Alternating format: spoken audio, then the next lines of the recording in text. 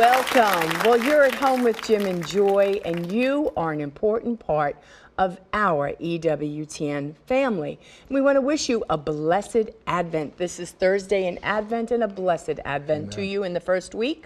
We would love to hear from you during this live show. So give us a jingle at 1-800-221-9460. If you're calling and you're outside North America, you can reach us at area code 205-271-2980. And you can always send us an email, jimandjoy@ewtn.com. We would love to hear from you. Well, today we have a fine young man, Thomas Galuppo Jr., and he is the founder of a ministry called Hold On, Pray Every Day.com. That's his website. It's an acronym for HOPE. Hold On, Pray Every Day. Sounds like good advice. It sounds like great advice. Kind of sounds like Padre Pio. Pray, hope, and don't worry. Yep. So he's going to give us a beautiful interview of his life journey. Some great suffering that's come upon him. The loss of his precious daughter, he and Julianne. Their daughter's passing at a very young age. And just the greatness of a short life, you know, the greatness of her life. That greatness of a life is not necessarily defined by longevity of life, but by who you are. And just how God does what he does through you. And so he's going to be sharing about his precious daughter. And a line of clothing items that have come forth from Savannah's life. And really it's a clothing line of hope. It's all about hope, the hats and the shirt, the gear that you wear. So we're going to be sharing about that. Enjoy the second week of Advent, and we continue to meditate and read and pray and do our Advent candles, like all of you, or you could begin if you haven't started. And we're pondering the comings of the Lord, the nativity of our Lord, the face of God revealed, the second coming of our Lord. He'll come again to be the judge of the living and the dead, and the perpetual coming. So we've been focusing lately on the nativity. And we've just been stopping and thinking of God as a little child, God as a preborn child, God as a little vulnerable, weak, helpless, pure, great baby. I mean, think about that. And just because you're Catholic, just because you're Christian, just because you're whatever, it doesn't mean that we really ponder these things. We kind of take it for granted. I mean, what's the deal with God becoming an embryo and a fetus and a little child, a little infant, and going through the various stages and phases of life? Why did he come that way? What does this mean?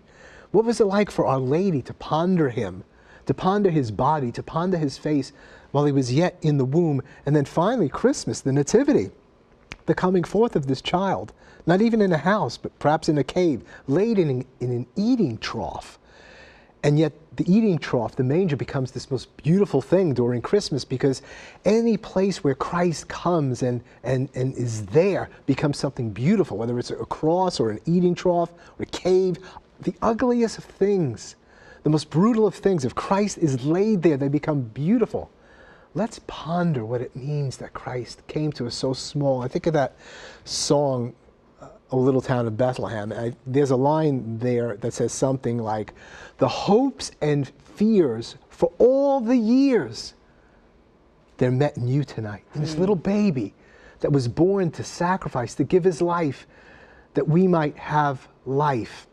That all the hopes and fears through all the generations would be answered in him tonight. And the cross, that precious body that Mary pondered would be pierced, would have a crown of thorns upon his head, would be pierced in his side to give you and me life. He's come for the suffering, for the hurting, for the ill, no matter what age we are.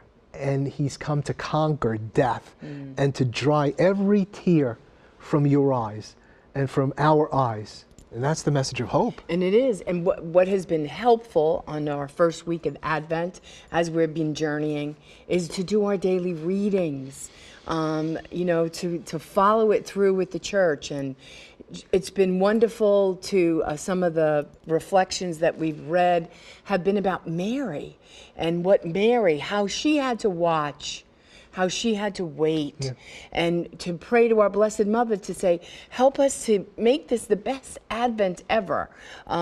You were there at the first and show us how we do all of this. And it's been glorious. So far, we're only on Thursday, the first week in Advent, and it's been beautiful. And we're thankful that we have the church to lead us and guide us through the journey of our great faith, that at the end, we would behold him face to face, and he would be no stranger to us. Well, Thomas Galuppo Jr. is here with us, founder of Hold On, Pray Every Day. HoldOnPrayEveryday.com. Please stay with us. He's going to give us hope in the midst of his own great loss, hope for his daughter that passed away at such an early age, and hope for us all, no matter what age we are, that there must be more, and what the more is Jesus Christ. Don't go away.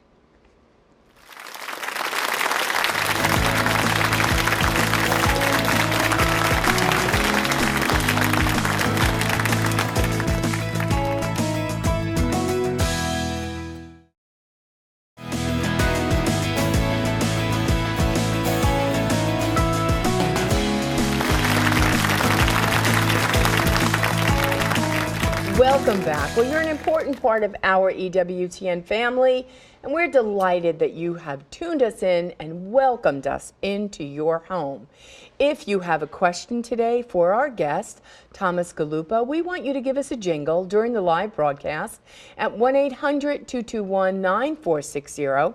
You can always call us outside North America, which is area code 205-271-2980, and you can always send us an email, jimandjoy@ewtn.com, and hopefully we'll use your question or your comment right here on the air. Well, you will be inspired by our guest that we have for you today, Thomas Galuppo, but before we speak with him, we're going to go straight to beautiful young Catherine Zeltner, who is the host of EWTN Pro-Life Weekly, and she's going to fill us in on what is happening in our nation's capital. So, Catherine, what's the pro-life news for this week? Hello from Washington, D.C., Jim and Joy. This week we have a major update about abortion coverage and insurance plans. New research reveals 8 carriers in 5 states provide no information on whether their Obamacare plans cover abortion. Pro-lifers, you need to pay attention to this because the deadline for open enrollment ends next Friday in most states. Go to ObamacareAbortion.com for must-see information and find out if your insurance plan covers abortion so you can opt out and find an alternative. Share this information with your neighbor. Once again, that's ObamacareAbortion.com.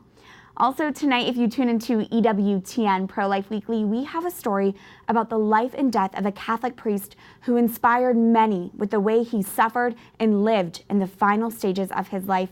You won't want to miss it. We have that and much, much more on EWTN Pro-Life Weekly tonight, Thursday at 10 p.m. Eastern, and again on Sunday morning at 10 a.m. Now, back to you at home. Well, thank you, beautiful Catherine.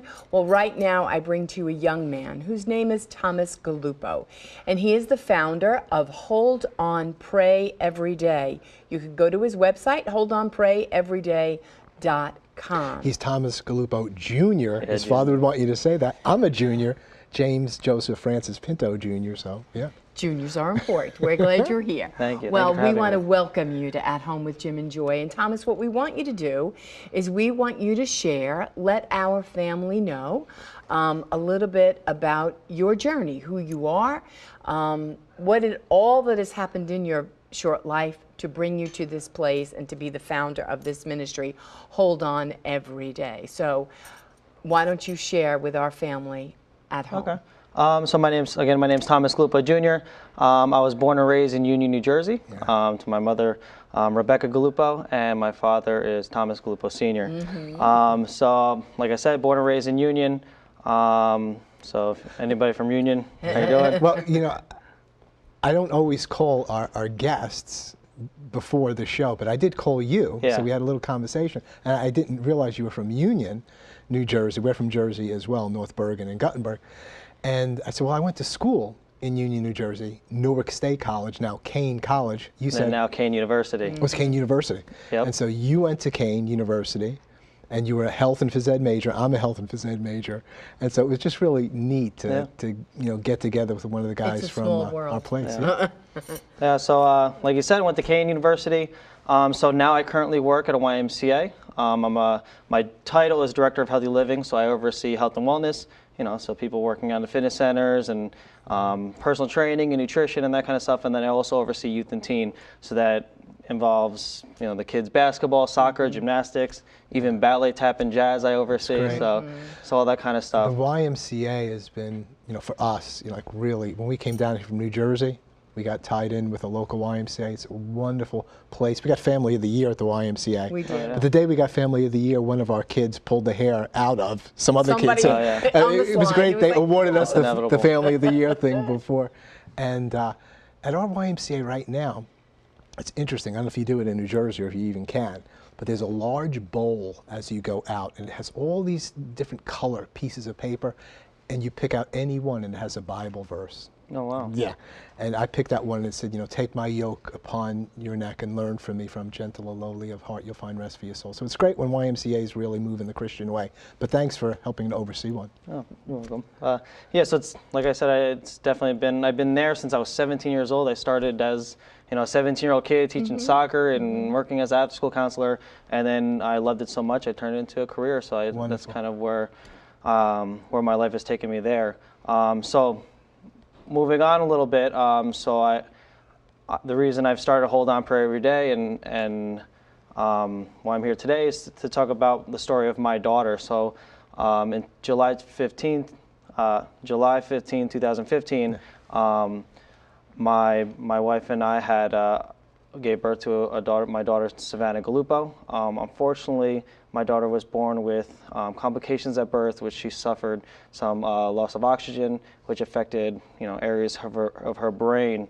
So we had a 27-hour labor, and might have been the longest 27 hours of my life. And I think that moment when she came out, I didn't get that moment that most parents get, where you hear your daughter's first cry, you get to hold her.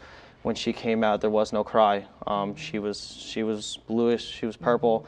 The doctor hit the emergency button real quick. Doctors rushed in, grabbed her, and rushed out. And that was kind of that moment that I got. And at the time I was 25. So you were right there with Julianne at the birth process. Yes, I was right there. Together. And there were, people always ask, during the pregnancy and leading up to that moment, there was nothing that would indicate that was even going to happen.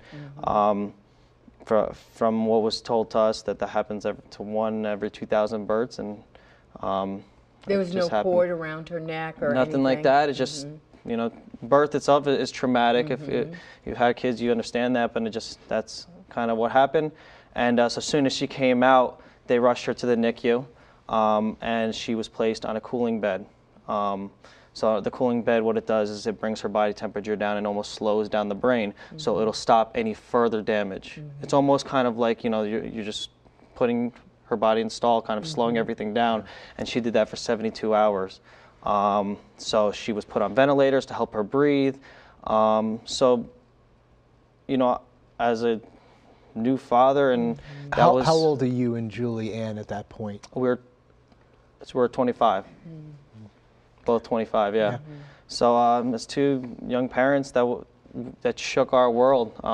We didn't know what to do. Like I said, we didn't get that that moment that every young family looks for. And so did Julianne? Because when we had our twins, one of them had the cord around the neck and was purple and wasn't breathing, but Joy wasn't even aware. She was saying, I don't hear my daughter a little bit, but she's still in process of just going through this thing. And then we had good news. She was resuscitated. Things went well. So my point is, did Julianne have a sense at that birth something was going on? Was there enough going on in the room that she sensed it?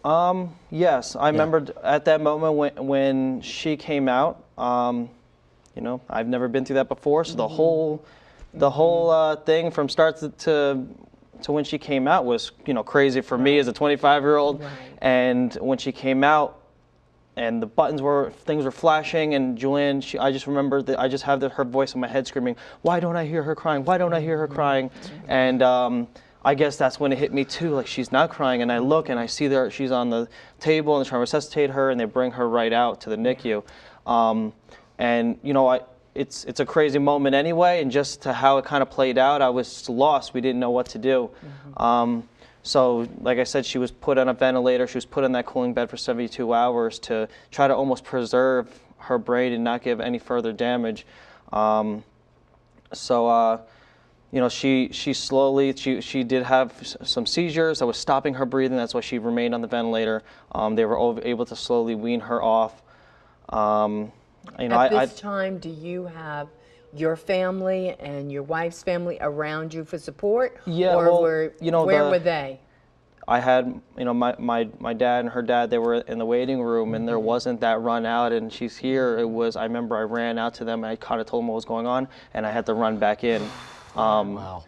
So it was definitely, you know, heartbreaking for them to hear. Moment, sure. And I had to go back in. I didn't want to be anywhere else except next to my daughter in that room, in that NICU. So, you know, I didn't get to hold my daughter till 9 days later. She didn't open her eyes till day 14. And things started to slowly come back. She opened her eyes. You know, I remember it was the first week or two, she didn't move. She just was laying in this cooling bed and hooked up to machines and wires and everything. And it was very hard to see. Yes. And I always remember one day we came in, and the NICU nurse pulled us aside and said, "Watch this." And she tickled the bottom of her foot, and her toes curled. And then that was, you know, that's a small thing, but to us, that was the world. Right, because right. for you know, however many 14 days, she didn't even move. And for her to even curl her foot, we know that it's in there. Right. It's possible. It's in there. There was hope. And you know, over time, she battled every day, and she got off that ventilator. She just kind of kept going. We saw her moving a little bit. She opened her eyes. I remember on one day I came in and the nurse says, "You got to come here," and her eyes were open, and things were slowly coming and what back. beautiful eyes she has. Thank you. And little girls in the NICU always seem to do better than the boys, just because they're great fighters. Yeah. And so, like you said, you were seeing progression. It was like, okay, and which gives you a glimmer of hope every day, right? Yeah, it was every day. You know, even every week we're coming in, there was something. There was something that she kind of kept us, you know, keep hoping. And she fought and she battled. We spent a month at the NICU in St. Barnabas, and then we were transferred to Children's Specialized Hospital.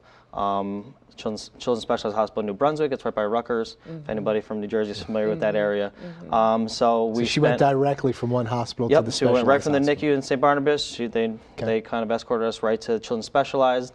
And then at what point do you and your wife have to leave the hospital and go home while your baby is in the hospital? How many days was she there? When we were still at St. Barnabas, it was maybe like day 4 or 5. You know, we didn't want to leave, but you know, at some point they can't turn the hospital rooms into hotel rooms. So we went home, but we were coming right back, and we were staying hours, or there was days where we were waking up when we were going straight there. We'd literally go home and eat and then come back and spend the night, and then so have to go home at night. So we were trying to spend every moment, you know, as a father and as a parent anyway, with your children, you kind of put their life before yours, and especially in that moment, and with special needs parents, you really kind of sacrifice everything for your son or daughter. Right. And all of the, you know, now you're in this high stress mode, and now you have to pack up your room. And normally you'd be packing up your room and you'd be putting the car seat in the car, and you're going to be taking your baby home.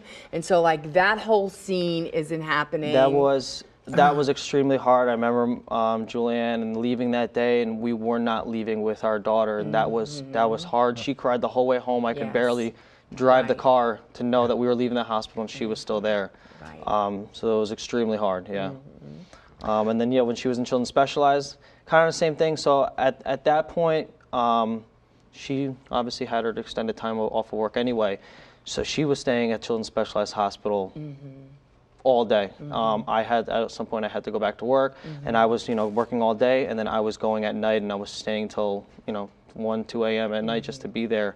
So her time at Children's Specialized, it is exactly what it sounds like. They're specialized nurses and occupational therapists and all that kind of stuff, doctors. So they care for her.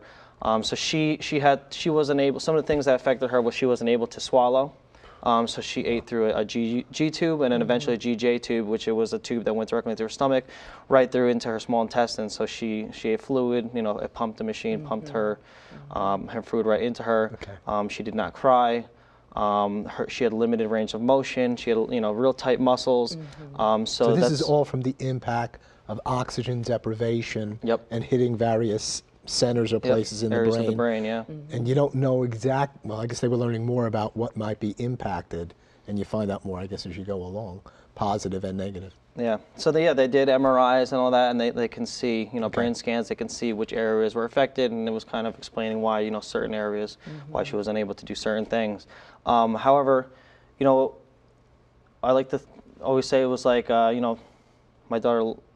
my daughter passed away. It was 11 months, 15 days. She was 2 weeks shy of her first birthday. But I didn't even know if she was going to make it past day one. So it's another way to think about it. Was she battled every day. She worked with a therapist. They never gave up on her. So that never let us ever give up. She always gave us hope. The doctors, the nurses, they always gave us hope. So they worked with her. And she was able to do a lot of things. She was very tight, and they loosened up her muscles. And like I said, she was opening her eyes, and she even began speech therapy. So it's not really speech, but it's the movement of the mouth, where she was almost just being able to start sucking a little bit, on the spoon or the food, and she was slowly being able to hit those little pedestals and hitting those benchmarks. So she just kind of kept going. She was my little fighter. She kept going. Okay, so she's in this specialized hospital for 2 or 3 months? 2 months. So a month and 2 months, and then she came home. Yeah. So what was life like having her at home?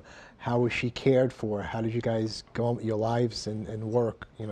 So we were in hospitals for 3 months, and that almost became the new normal. We were just used to being in a hospital. And then I remember just one day that the doctors and nurses, we used to have weekly meetings with them, and they said that we have a date. They gave us October 19th. He said we're aiming for that date for you guys to take her home. There was a lot of steps that went into that. We had to learn all the medication. We had to learn the doses. We had to learn how to work the machines, because she wasn't just coming home without anything. She had medical care and treatment. She was coming home to. So we actually had to go through training ourselves, almost a little boot camp. They had us there for 2 straight days, doing everything from the beginning of the day to end of the day to prove that we knew how to do it. We knew all the doses and the medicines, and we did. It was hard to believe, but October 19th, she came home after 3 months being in the hospital, a little over 3 months being in the hospital.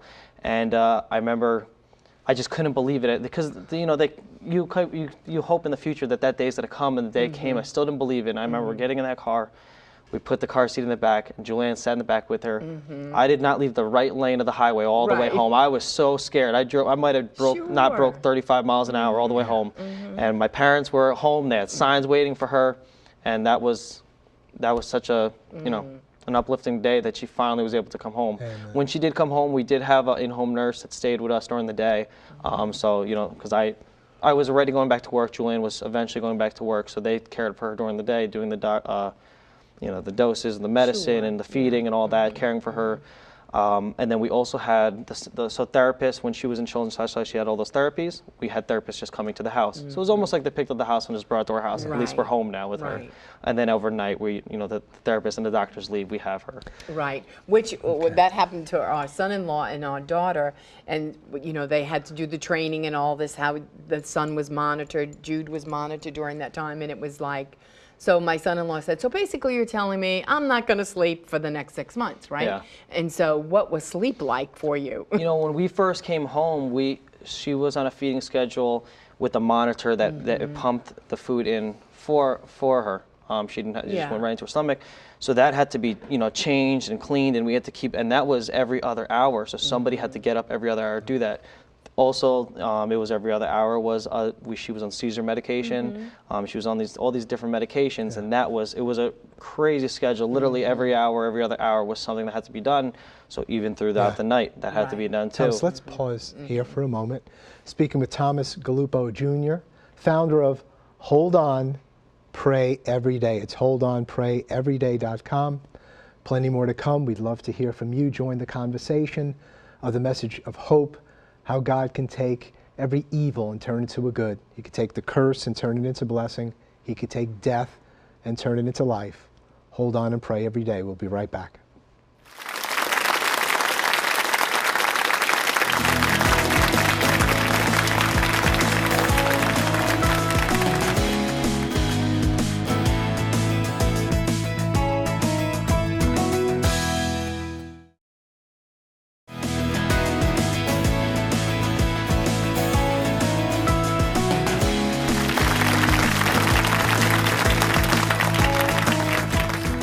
Welcome back. Well, remember that we want you to be a part of our show. So if you have a question for Thomas, maybe you're home listening to the story and you said, I need to know how he handled that. How did he process through his faith? What was he thinking? We want you to give us a jingle during the live broadcast at 1-800-221-9460. If you're calling and you're outside North America, you can reach us at area code 205-271-2980. And you can always send us an email, jimandjoy@ewtn.com, and hopefully we'll use your question or your comment right here on the air. We're having a wonderful conversation with Thomas Galuppo Jr., the founder of Hold On, Pray Every Day. You can go to that great website, holdonprayeveryday.com, see beautiful pictures of his beloved daughter, Savannah, as he's just bringing to us at home his riveting story. Thomas, you have her at home, you're working, people are caring for her, you're caring for her, and what led up to her last days or to her passing? What was the complication there, or how did that take place? I'll be honest, it wasn't anything that we saw or expected. It was very sudden. Unfortunately, I had found my daughter. I had put her down to go to sleep, and I came back to check on her, and she was not breathing. So I immediately started to do CPR. I myself am actually a CPR instructor, so I began right away, and right away they called 911, and then they came, and unfortunately, she was pronounced. So that was definitely extremely hard, being that I was the one who found her. But another way to think about it is I kind of wouldn't want it any other way. You know, at least it was me. At least it wasn't someone else. I like to think she passed away right in my arms like she was supposed to. That's right. It's beautiful. Well, we had people in our family that recently, lost a 2-year-old suddenly, and the mother's intensive critical care nurse, and goes into the room and finds the child had passed away, and I think did the same thing, tried to resuscitate the child, and so on. And but like you said, it's so good that you, as the father or as the mother, as terrible as this is, this too is also a part of life, where whenever it comes to us, whether we're 1 or 101 or whatever it is, and to have loved ones around you, who are so dedicated and committed to you, to be there. What were the following days like for you both, and what was it like in terms of the church, and her going through that passage within the church, the funeral, burial, and where was the church in this? Yeah, well, obviously after her passing, it was extremely hard. It's like no parent should ever have to bury their child, and it was almost at the beginning it was disbelief. And then it took a while to process and understanding that this is what was happening, and there was things that needed to be done. If if you've even buried your father or your parents or your grandfather, there's a funeral that needs to be planned and things, and we had to understand that we had to do the right thing, and we had to go through the funeral and set everything up with the church. So the church we took her to was Holy Spirit in Union, New Jersey, which is actually the church that I was baptized at, and so was Savannah. So Holy Spirit played a big part in our family. That's my family's church, and so it's in Union, New Jersey. The priest there, Father Armin, actually grew up with my dad. Was the same priest that baptized Savannah. He was also the same priest that did her funeral.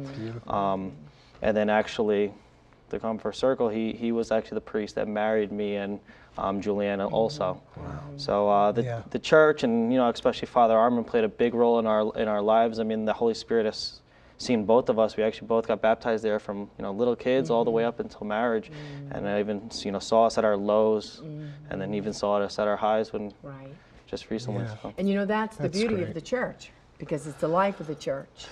And there's the moments of great celebration, right? When we do baptism and confirmation and First Communion, all those beautiful sacraments that the church give us. But yet, I'm going to bury Jim, Jim's going to bury me in the church. I mean, that's the journey. Yeah. That's the journey of life unto death, and the church is there. Yeah.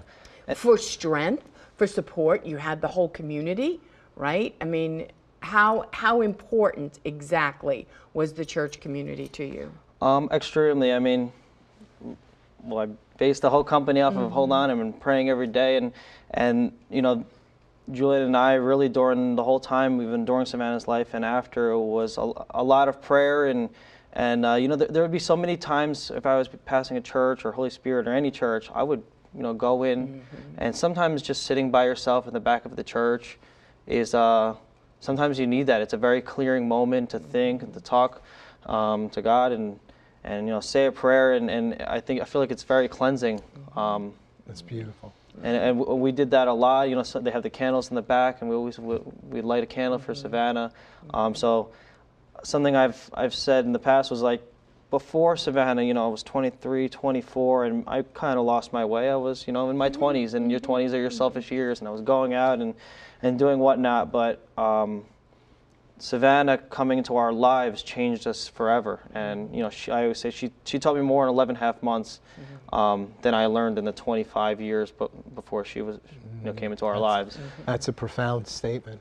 And I'm especially happy at where I am today. Everything we've gone to, but where me and Julianne are today, in a way I wouldn't have it any other way, because this is what we're supposed to be doing. That's the mystery of suffering in Christ. That's a mystery. Like, you didn't have to go that way. You could have started drinking, you could have started doping, you could have started saying, oh, God's after me, I'm mad at God, whatever the deal is, and then check out. That was a choice you could have made too. Or you grab onto everything that is good and holy and true in your life, and you go, this has to mean something. And I'm going to go for the greater good. This has to mean, her life too short.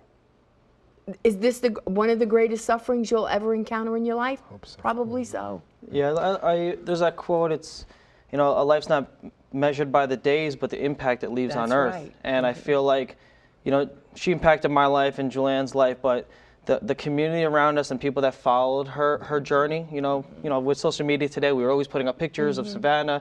They had a thing, prayers for Savannah and Savannah Strong, we used to always say. Yeah. And we had a lot of support from our friends, family, and the community.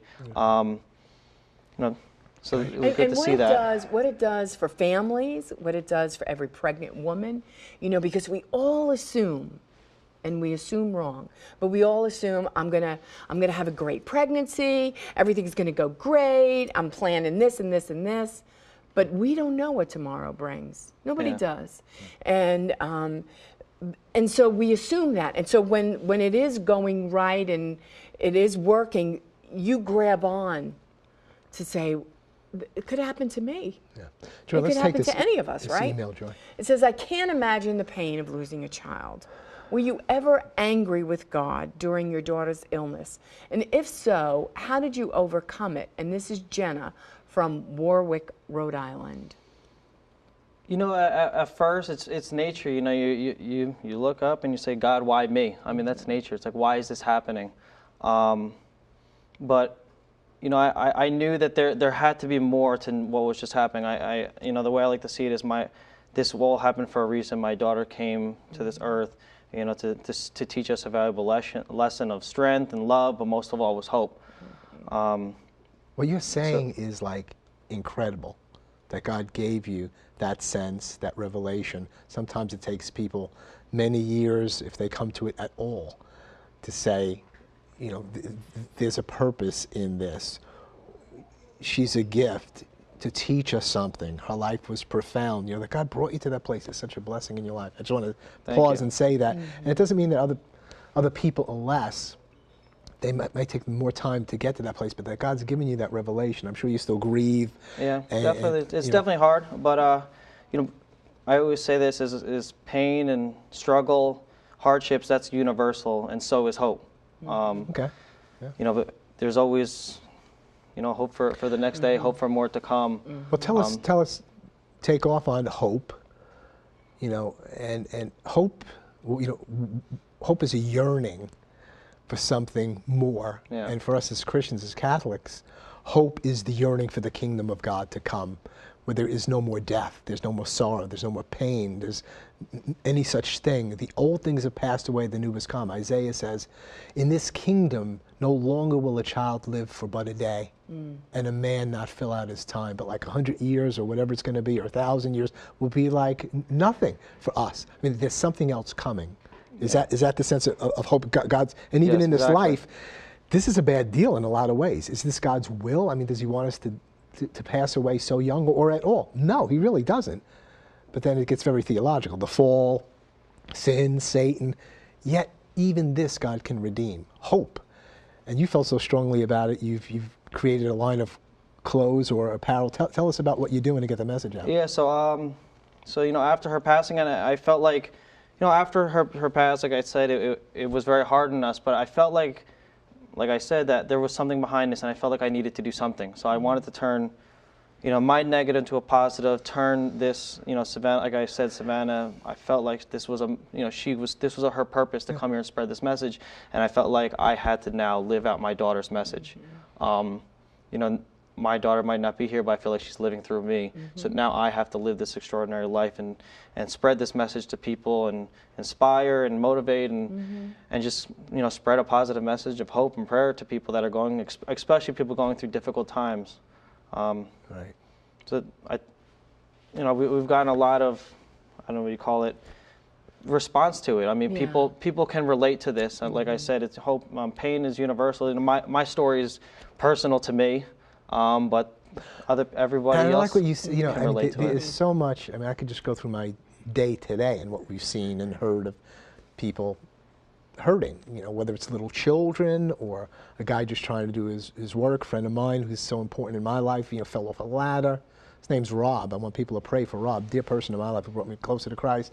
Just doing his job, falls, you know, cracks his skull. He's got blood, you know, in his brain. Cracks his, you know, just trying to do, you know, his normal work. I like what you say, that pain and suffering, death, betrayal, getting ripped off, it's universal, man. It's everywhere. It's in abundance. But you're saying hope's universal. Hope's everywhere, too, if somebody could bring it to us or see it.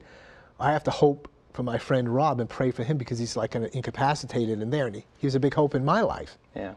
Sometimes we got to bring hope to people who can't even hope for themselves. Yeah. So I actually brought to you guys, so two of our, you know, we have Hold On Prayer every day.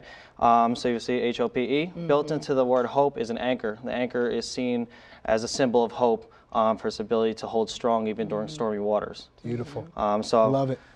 Thank you. So sweet. Thank you. Well, So thank you. we like to, I try to coin the phrase the hope hat. You know, people, a little Right. pick me up. People enjoy it. Yeah. I could hope. So tell us about. So you got. That's you good. You got hats. What else do you got? So we have a ton of hats. Like I said, I like to coin the phrase hope hats, but you know, not everybody wears a hat. So we have some sweatshirts, some t-shirts, and then one other thing I want to give you was a bracelet. These are anchor bracelets. Okay. So if you see here, You like these? I actually am wearing one right now. But Okay. a story behind this was when Savannah was sick, I went and bought this. I loved it. It was an anchor. You know, the anchor is seen as a symbol of Yes. hope. And on it says Emmanuel, which means God is with God us. is with us. So I had gotten this when Savannah was still here and sick, and I wore it every day. And since then, when I started Hope, I reached out to this company, and now I get them wholesale, and I kind of created my own version. If you see on those Could you anchors, open it them? says Hope. So it's Yeah. a little Hope bracelet. So that's one of the other things. I'm that asking we- Joy to open it and help me with it because like she knows how to do all this stuff. Yeah. Like, you know? Maybe. At first, it's a little tricky putting on. You might need to help each But other. you got to wrap it and then Yeah, anchor you it. wrap it a couple times, and then you. Oh, Joy will know how to do it. Trust me. She's. Well, I me to could help you try. out? Yep. I think I could just Yeah. put it right in there Yep. and that And little then the anchor catch goes claw. There right you to that go. little loop right there. Perfect. Wait, we got it. There it is. Good. Score. Love it. Right. There you So go. great. So they could go to your website. You said, wait, one of them said Emmanuel on it? His Well, does. so my original Okay. one that I got when Savannah was still sick, I went out and got this, and since then And then this is a little sticker. Yep, that's a Way sticker. to go. So you could put that on your car. Yeah. You're always thinking. Yep. That is so beautiful. It's a really important symbol. I mean, the anchor. Especially at these times where you're just adrift sometimes. It doesn't even seem real. It's like you're asleep. When you're facing what you're facing, it's kind of like, I wish it was yesterday. Because this is like, I'm totally out of control, or this thing just can't be real. Or like you say, I'm 20-something years old. I never faced anything like this before. But an anchor, anchors you. And so you're saying, what's the anchor to be anchored in? What is it to be anchored in? I'm anchored in hope, so hope is the anchor for the soul. To still have hope no matter what's going on. Right. And you don't know the answer, you don't know what's going on. And you can actually be confused and not have the answer. Well, that's what hope is about. And so, I still hope. But even if you slay me, I'll love you. Or if my daughter passes away, that's hard. I'd rather you take my life than my daughter. Yeah. I'm gonna love you. And that once you settle that, even death, if death comes, I'm going to be anchored in you, Lord. I don't get this whole deal, but I have hope that somehow you could even redeem this. It dissipates that strength and that oppression and that Satan saying, I got you and I'm just going to, defile you. I'm anchored in God. And it steadies the ship, right? Right. Yeah. I mean, anchors to steady the ship. Doesn't necessarily stop the storm, No. right? But it Savannah is not going to come back in this life. And you won't hold her again, but you will see her again in the next life. But hope deferred makes the heart sick. That's what the Word of God tells us. So we have to have hope. We have to have hope. Hope, and I am going to see all of our parting loved ones again, right? And that beautiful hope that, hey, this isn't the end of the story. This isn't the end of the story. I have hope. I have hope in Jesus, and it's going to be okay. Thomas, you got about a minute. What's on your heart? What do you want to say? I was going to say, to people struggling and going through difficult times, I always like to say, in the end, it's going to be okay. And if it's not okay, then it's not the end. Kind of a little playing Say off that of what again. you said. Right. Say that In the end, it's always going to be okay. And if it's not okay, then it means it's not the end. That's right.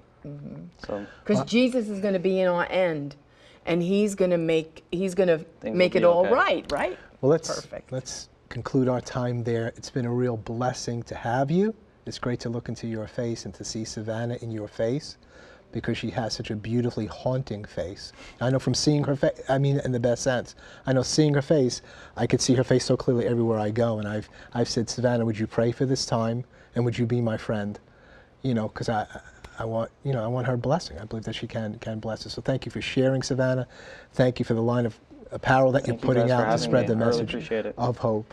Thomas Galuppo, founder of Hold On, Pray Everyday, Thomas Galuppo Jr. Hold On, prayeveryday.com. We'll be right back. Plenty more to come. Please don't go away.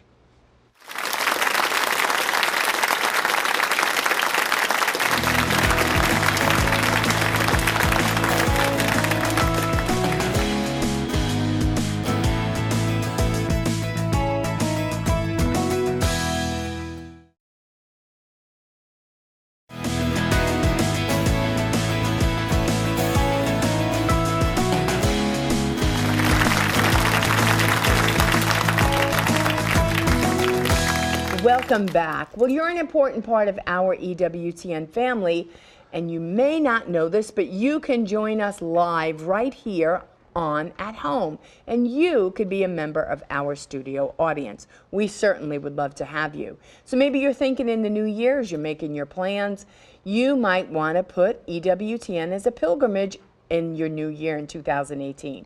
All you need to do is send them an email, pilgrimages@ewtn.com. Give them a jingle at 205-271-2966. Make your way to Irondale, Alabama. We would love to have you. Well, right now we're going to go straight to Rome to hear from Joan what she has for us today. Joan? Well, greetings from Rome to everyone at home. And before I look at the news, I just want to say right behind me, thousands of people are getting ready for the lighting of the Christmas tree in a few hours. And who knows, from one second to the other, you may even hear a little bit of music. There's always some kind of band and singers. Anyway, It was really kind of an amazing day here at the Vatican yesterday, Wednesday, because at the end of the general audience, Pope Francis spoke on the status quo of the city of Jerusalem.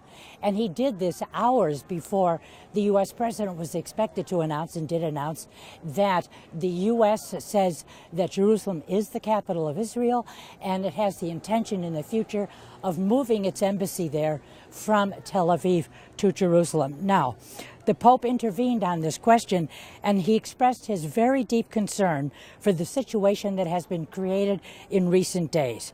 I hope, he said, it becomes everyone's commitment to respect the status quo of the city in conformity with the pertinent United Nations resolutions. And in fact, should the U.S. move its embassy from Tel Aviv to Jerusalem, of all the nations accredited diplomatically to Israel, the U.S. would be the only one to have its seat in Jerusalem. Now, Francis said, Jerusalem is a unique city, sacred for Jews, Christians, and Muslims, and in it they venerate the holy places of their respective religions, and it has a special vocation to peace. I pray, said Francis, that the identity will be preserved and strengthened for the benefit of the Holy Land, the Middle East, and the entire world. I pray that wisdom and prudence will prevail to avoid adding new elements of tension to a world already convulsed by so many cruel, violent areas. And by the way, last July, during a United Nations Security Council meeting, Monsignor Simon Casas, he was the charge d'affaires at the Vatican's mission to the United Nations, he repeated the Vatican's oft-mentioned proposal that Jerusalem needs an internationally guaranteed special status in order to ensure the freedom of religion of the city's inhabitants, as well as the secure, free, and unhindered access to the holy places by the faithful of all religions. And the Monsignor said the Vatican supports a comprehensive, just, and lasting solution to the question of the city of Jerusalem, and he totally reaffirmed the Vatican belief that there have to be a two-state solution. So amazing news here, amazing news obviously yesterday in the U.S. Lots more on this, and back to you now. Time's up. Joan, thank you so very much, and thanks for the reminder to pray for the peace of Jerusalem. May those who bless you prosper. We all know and love Father Andrew Apostoli. He's been a favorite on EWTN for so many years, and unfortunately his health has declined. He's in need of our prayers. So many people have asked about Father Apostoli. So here's an update on his condition. My dear brothers and sisters, my name is Brother Angelus of the Franciscan Friars of the Renewal, and I am privileged to share this message with you and to provide a little introduction to the following video of Father Andrew Apostoli. Before we do that, a quick health update on Father Andrew. It has become apparent, obviously, in public over the last month or so that Father Andrew has had a serious decline in his health. And that's due, in fact, to being in the last and final stages of a battle with cancer. We are so grateful for so many prayers and an outpouring of support from the EWTN audience and from people all over the world, really. In the last month, Father has been able to move him back into a friary and receive health care that he needs, and to have the brothers constantly with him in these final days of his life. It's been important to Father over this past month to say goodbye. And he was able, about a month ago, to record a video for you, the EWTN audience, exactly doing that, saying goodbye. And so I share this with you as Father thanks you for the many, many years he was able to be with you on Sunday Night Prime. And it was a great gift for him and a privilege for him to come and preach and teach and interview and be with you every week. And for continued health updates that are timely and accurate, we ask you to continue to visit franciscanfriars.com and all the CFR social media pages.